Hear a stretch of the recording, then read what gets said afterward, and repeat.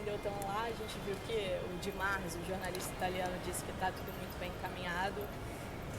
Mas assim, eu não estou no dia a dia com eles têm me mandado notícia. Hoje foi o dia inteiro, eu estava dentro do avião e prometo a vocês que eu nem tive contato com eles, mas de fato a gente está fazendo contatos lá, não só com ele, mas com outros jogadores, né? Vamos ver como é que as coisas avançam. Perdão, as notícias que vocês recebem são otimistas? Eu diria que nem tanto.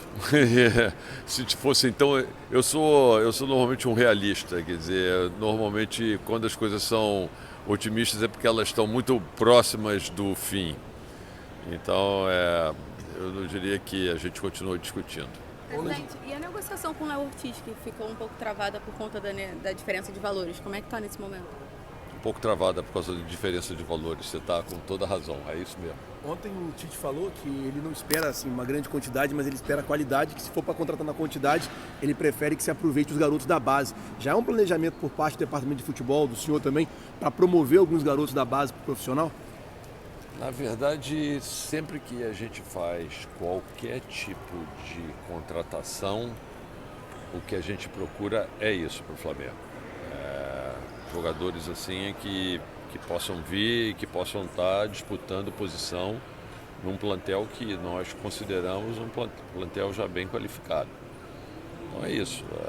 A gente nunca procura qualquer jogador, a gente sempre procura jogadores que já têm um histórico, já tem de desempenho, que dão um certo conforto para a gente de que eles têm pelo menos boas possibilidades de estarem lá brigando por posição. Presidente, como é que está a situação envolvendo o Thiago Maia, né? A gente sabe que o Inter tem interesse nele, parece que ainda não chegou nos valores que o Flamengo deseja, ele não veio para cá, enfim, como é que está essa situação dele?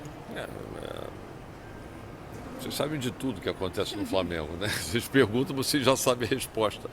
Na verdade, o Flamengo ele ficou até para a possibilidade de reforçar o time, porque a gente precisa ter alguns jogadores. O Matheus também está ficando e foi e voltou, está voltando para jogar.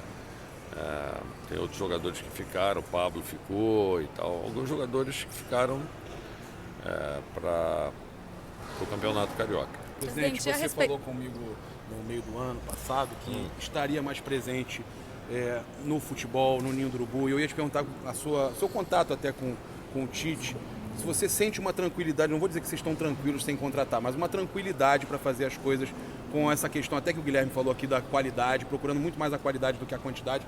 O que você sente do Tite com relação a essa tranquilidade para o trabalho de 2024? Eu não acho só por causa da procura, não. Eu sinto essa tranquilidade mais em tudo. O projeto que a gente estruturou quando ele veio para o Flamengo, que era um projeto para 2024, e essa foi uma conversa que eu já dei essa declaração pública antes, né? Que o Flamengo estaria contratando o Tite não para 2023, mas para 2024. A ideia de chegar na frente era para já fazer uma avaliação do time, do plantel, nos auxiliar, vamos dizer assim, na busca dos eventuais reforços que a gente fosse precisar. Então, esse foi um trabalho que começou no ano passado, mas que foi um trabalho todo focado no planejamento de 2024. Então, eu acho que a gente terminou o ano atingindo, por exemplo, a principal meta que a gente tinha lá, que era classificar para a fase de grupos da Libertadores, e estamos aí nos preparando para começar agora no Campeonato Carioca, fazendo uma boa pré-temporada, isolada, numa temperatura mais amena do que no Rio de Janeiro, porque fazer pré-temporada no Rio a 40 graus é difícil. Então, está tudo dentro do planejamento. A gente espera que dê certo, né? Presidente, a respeito do Luiz Henrique, a negociação teve algum avanço nesses últimos dias? Eu saiba, sinceramente, não. Eles estão por lá, eu sei que eles estão conversando também, mas esses detalhes eles vão me mantendo a par. Todo dia eles me ligam, falam comigo. Você tem que ter paciência, gente. Assim, calma. A janela vai até o início de março. Uma última aqui, presidente, sobre o Verton. Saiu a informação que o senhor não teria assinado o empréstimo dele por ter achado o valor do passe fixado baixo. O Flamengo está aberto a negociar o jogador caso o Santa Clara aumente o valor do passe fixado? Vocês já estão colocando algumas palavras na minha boca, eu não estou admitindo isso.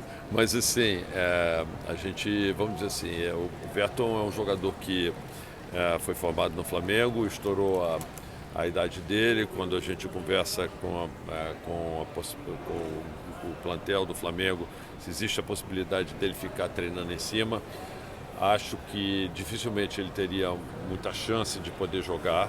O jogador nessa idade precisa jogar, ele tem contrato com o Flamengo, a gente precisava fazer alguma coisa com ele, precisava colocar ele para jogar. E as alternativas, a gente estava analisando alternativas, ele teve um bom desempenho no campeonato, na Copinha, e está lá para jogar também o Campeonato Carioca. E a gente não está com tanta pressa de decidir o que a gente vai fazer com ele, entendeu? Então, assim, nem ele com a gente. Então, assim, a gente vai precisar fazer alguma coisa, porque a gente não pode deixar o jogador sem jogar. Ele é um ativo do Flamengo e a alternativa que apareceu foi essa. Mas será que é a única? Não sei se é a única. Vamos analisar, vamos ver. Se for a melhor alternativa que tiver, a gente vai seguir com ela. Se tiverem outras, a gente vai ver qual é a melhor. Presidente, a respeito da renovação do Gabigol, entra no último ano de contrato, agora em 2024, coincidentemente também seu último ano de mandato, a gente sabe muito bem que a palavra final é sempre sua. Queria saber como é que está essa negociação, por enquanto, com o Gabriel para a renovação. Ela não está. A gente teve conversas no ano passado, a gente não renovou com ele, e essas, então, como vocês mesmos já informaram, já vi vários de vocês informando que elas estão paralisadas há algum tempo.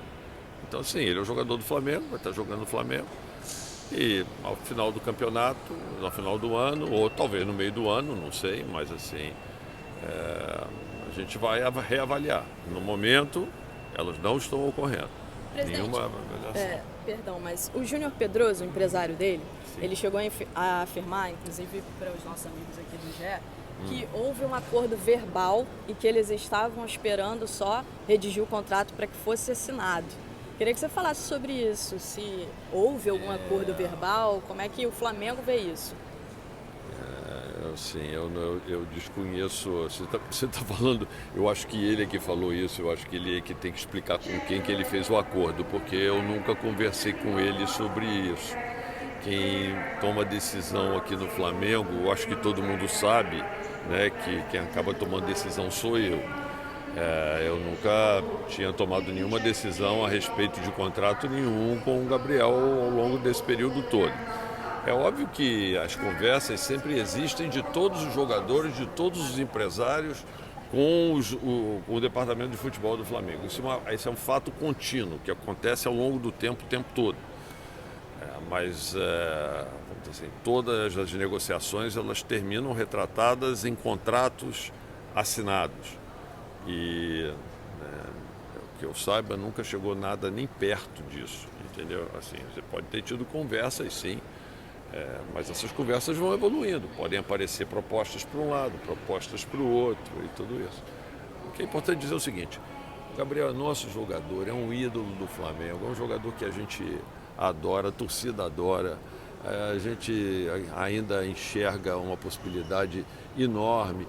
Eu digo para todo mundo o seguinte: o Gabriel tem 27 anos de idade, é um grande ídolo do Flamengo. O Gabriel, pela idade que tem, ele pode se transformar, na minha maneira de ver, no maior ídolo do Flamengo, de uma geração vencedora que o Flamengo teve, que pode continuar, e ele é o que tem maior condição de fazer isso, porque ele ainda tem vários anos de carreira pela frente, né? E o Flamengo se mantendo vencedor, ele vai poder estar sempre nesse plantel. Então, assim, eu fico vendo assim, e eu uma vez até cheguei a comentar que quando a gente fez uma pesquisa para avaliar quem era o maior ídolo da história do Flamengo para o nosso museu, a pessoa mais votada foi o Zico e o segundo mais votado foi o Gabriel. Então, assim, o Zico tem 70 anos de idade, o Gabriel tem 27. E o Zico tem a imagem dele ligada ao Flamengo até hoje. Fico imaginando, assim, o quanto Quer dizer, o fato se o Gabriel continuar jogando para o Flamengo por vários anos e sendo esse ídolo que ele eu acho que ele vai poder, vamos dizer assim, viver por muitos e muitos anos com essa ligação histórica, quer dizer, com a torcida, assim como, por exemplo, hoje o Zico ainda tem. Então, assim, eu acho que essa é uma enorme oportunidade que, se eu estivesse no lugar dele, eu iria lutar com todas as minhas forças para poder fazer com que isso acontecesse, entendeu? É isso, pessoal. Obrigado, viu? Tchau, tchau. Gostou da estreia, mano?